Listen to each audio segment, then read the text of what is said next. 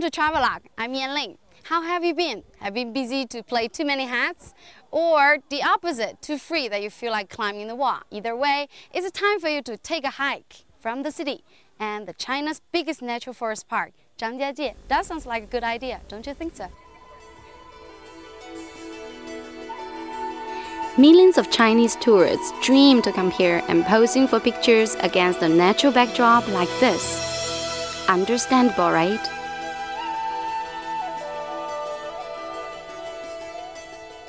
Taking the view from the top of the mountains here, it doesn't take too much imagination to feel like standing in front of a scroll of ancient Chinese landscape painting.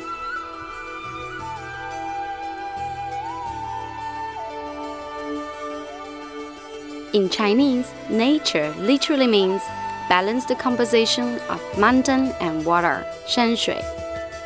Zhangjiajie seems to be a picturesque definition of it. Although better known for its unusually shaped mountains and peaks, it's also usually closely associated with untouched forests, clear springs and waterfalls, rare animal and plant species nurtured in a mild subtropical climate.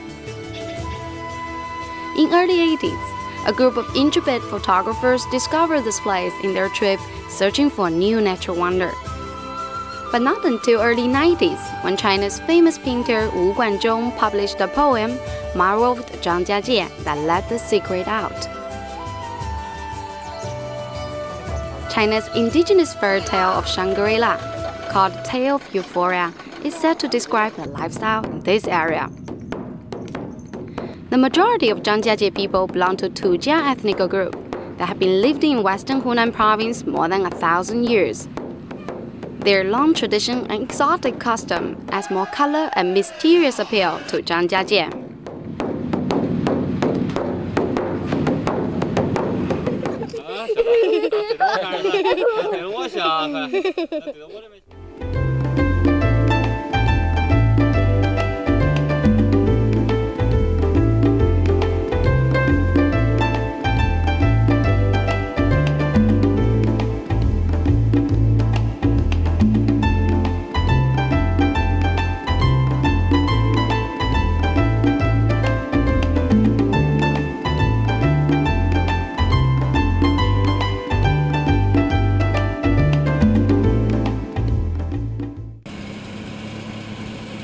Located in northwest of Hunan province, known as China's answer to Yellowstone Park, Zhangjiajie Natural Forest Park, together with Suoyuxi and Dianzishan Natural Reserves, collectively also known as Wulingyuan Scenic Area, was inscribed to the World Nature and Cultural Heritage List in 1992. Primeval secondary forests, including untouched virgin forests, cover 97.9% of the scenic area of Wulingyuan.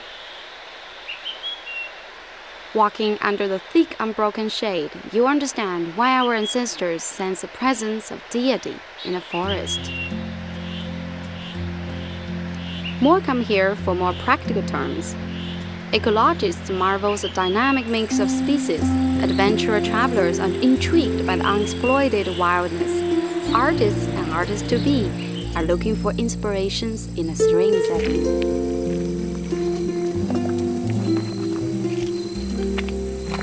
In the middle of a trail, I met this artist student who stayed here for weeks, trying to capture the spirits of Zhangjiajie from the mountain down to the slightest details.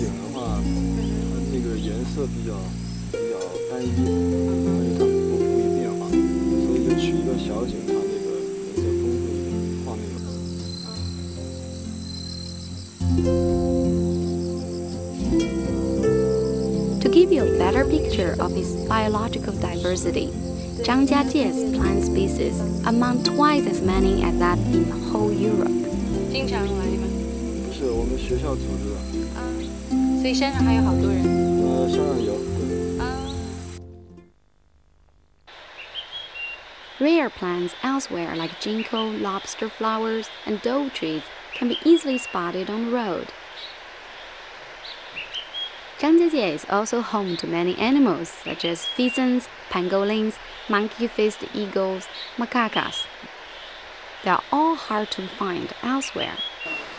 The ecosystem here that still flourishes old-grown forests is so unique that it's also rated as Biological History Museum.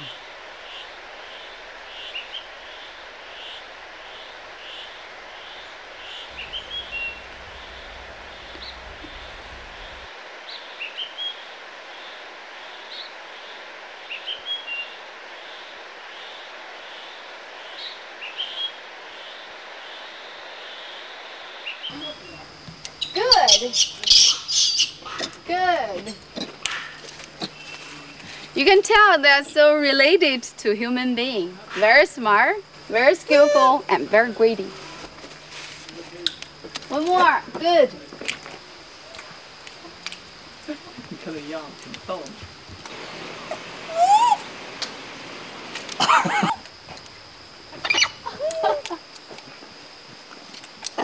Okay, good. How about the others? This one? Yeah. As long as you have something in your hand, like a peanut, you can make tons of friends. Here we go.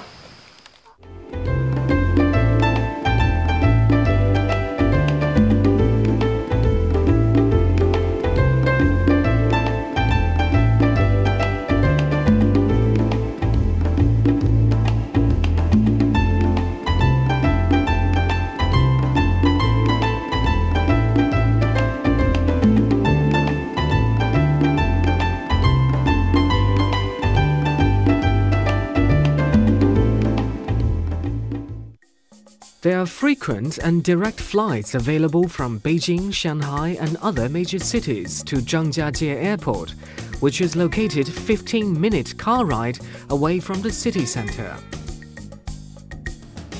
The busy tourist season starts in May and its peak throughout the summer and fall.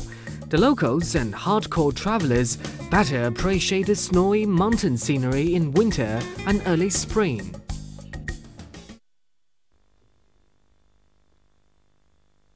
The first real tourist site I went to is this place, Shili Hualang, a canyon that stretches more than 10 miles along steep cliffs and oddly shaped peaks. I was told many of them resembles heroes in Tujia people's history. Smart! When do you need carved statues for heroes when nature has done the work?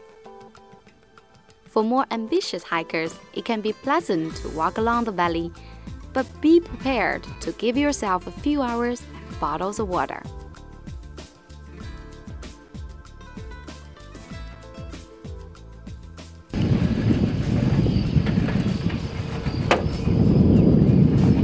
You can choose to hike miles and miles for 2 hours to reach the top of Tianzishan, but I choose the modern way and save me at least another 2 hours.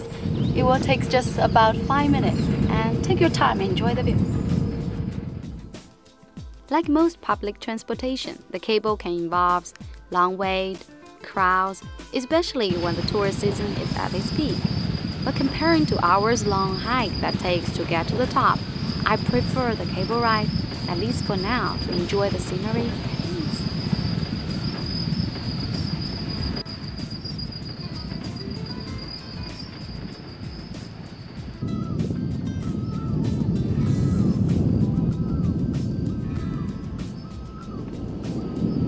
Chinese are the experts to project imagination into nature, especially Zhangjiajie. Every stone has an image that you're supposed to know. And I'm not that talented, but every experienced guide will tell you all the stories. You can listen. This mountain gets its name from one of such stories. It's called the King of the Peak, Tianzi Mountain.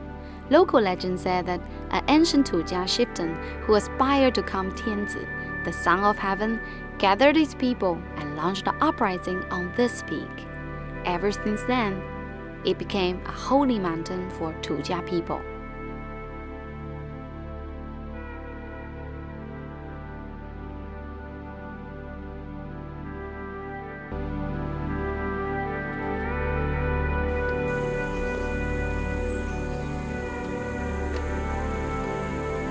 Strange so many people find hiking exciting. I don't know how long I've been hiking, around miles and miles. time has lost the sense already. It's only measured by the footstep, and it has been a long time. When the hike finally eased to a stroll, as if nature was kind enough to flatten the path, so I could catch my breath and better appreciate the spectacular. That's when I saw this village and slipped right into a needle. I was told that a family tried to take refuge from the turbulent world a century ago and settled themselves in this place, their very own euphoria.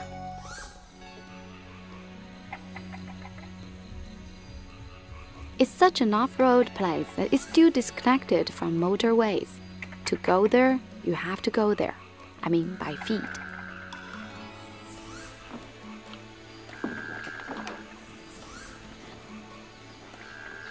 Such remoteness that requires self-sufficiency grants the village a feel of self-contentment.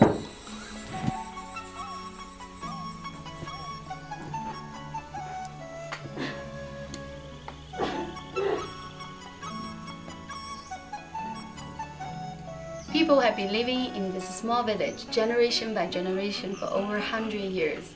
The lifestyle still keeps as simple as those 100 years ago. And the cooking lunch, we take it as granted as we do, usually must take 2 hours to prepare. So I can expect some real, authentic Tujia minority groups cooking.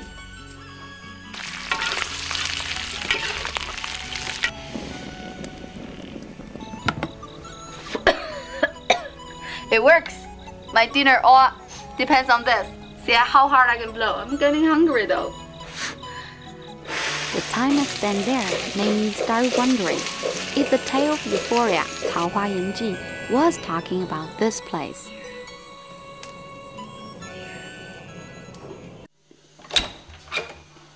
I had a really good and heavy sleep. Gotta be the air. Zhangjiajie is a die-hard place. There's a well-known saying that before you come here, you so want to come and you can die. And after you've been here a couple of days, you're so exhausted you can die. And after my sleep, what I can tell you is every inch of my bones really aches. But Zhangjiajie doesn't just give you the pain, it also gives you a treat.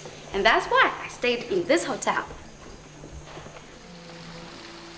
After a few days hiking, staying in a hotel like this is almost a necessity than luxury. The thermal heat was discovered incidentally in late 70s here and well utilized ever since. The natural hot spring